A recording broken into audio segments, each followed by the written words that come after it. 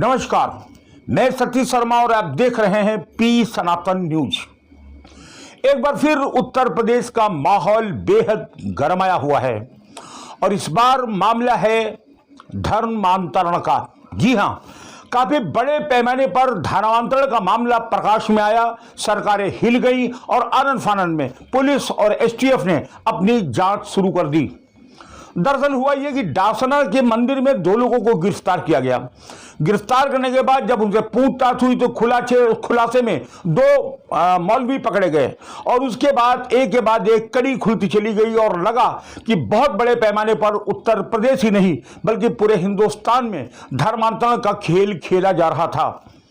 मामला एक तो ये हो गया कि धर्मांतरण हो रहा था, लेकिन मित्रों, क्या कभी आपने गौर किया है कि इस सारी फसाद की जड़ में क्या है और कौन है और कैसे रुकेगा खेल? क्योंकि धर्म को लेकर के युद्ध हमेशा हुए हैं, चाहे त्रेता में भगवान श्री राम और रावण का युद्ध हो, चाहे द्वापर में कंस और कृष्ण का युद्ध हो, या फिर इसके बाद समय समय पर होते रहे युद्ध। ये सारे युद्ध धर्म के ही थे और अपनी अपनी संस्कृति और अपने अपने धर्म को बचाने के लिए ही ये युद्ध लड़े गए थे। वही स्थिति आज भी है, लेकिन आपको गौर करना पड़ेगा कि आपका शत्रु है कौन। वो जो प्रलोभन और पैसा देकर लोगों को सुगमता से धर्म परिवर्तन करा रहे हैं वो दोषी हैं, या दोषी वो लोग हैं जो आपके घर में बैठकर आपकी पीठ में छुरा घोंप रहे हैं। जी हां, एक कड़वी सच्चाई और कड़वे सच के साथ आज हम आपके सामने हाजिर हुए हैं, आपको यह बताने के लिए, यह अवगत कराने के लिए कि जिसे आप धर्म समझ रहे हो वह धर्म नहीं, एक षड्यंत्र है। जी हां, मेरा इशारा साफ साफ इस देश के उन तथाकथित कुछ कथावाचकों की तरफ है जो करोड़ों रुपए खर्च करके राम कथा और भागवत कथा के पंडाल सजाते हैं। भक्त वहां पर राम और कृष्ण की कथा सुनने के लिए आते हैं, लेकिन आपको मालूम है कि वहां होता क्या है? नहीं मालूम आपको। वो किस प्रकार से राम और कृष्ण की आड़ में आपका ब्रेन वॉश करते हैं और किस प्रकार से आपको ढकेल देते हैं दूसरे धर्म की खाई में। जी हां, यह गंदा खेल आज से नहीं शुरू हुआ है। पहले यह खेल मुंबई में खेला जाता था और इस प्रकार के सिनेमा बना करके आपको दिखाए जाते थे। फिल्मों में आपके साथ नृशंस हत्या की जाती थी, षड्यंत्र परोसा जाता था और फिर फिल्मों का जब मामला घटा उसके बाद इसे कैच कर लिया इस देश के कुछ तथाकथित राम कथा और भागवत कथा के गायकों ने, जिन्होंने पंडाल के ऊपर बैठ करके राम और कृष्ण का गला घोटते हुए आपके सामने अल्लाहू अल्लाहू के गाने गाए, जिन्होंने राम रहीम को जोड़ते हुए गाने गाए। उन्होंने आपके साथ धोखा की ही नहीं किया बल्कि आपके बच्चों का ब्रेन वॉश करके ढकेलने की कोशिश की एक जहर की तरफ। देखिए, ये वो चंद चेहरे हैं जो करोड़ों रुपए लेकर के आपको राम कथा और भागवत कथा सुनाने के लिए आते हैं, लेकिन कर क्या रहे हैं आप देखिए।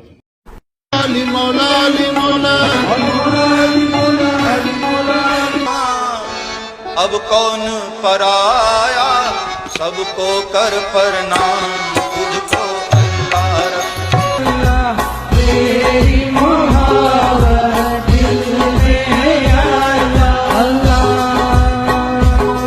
अल्लाह। गीता और कुरान आपस में कभी नहीं लड़ते, पर जो इनके लिए लड़ते वो इनको कभी नहीं पढ़ते।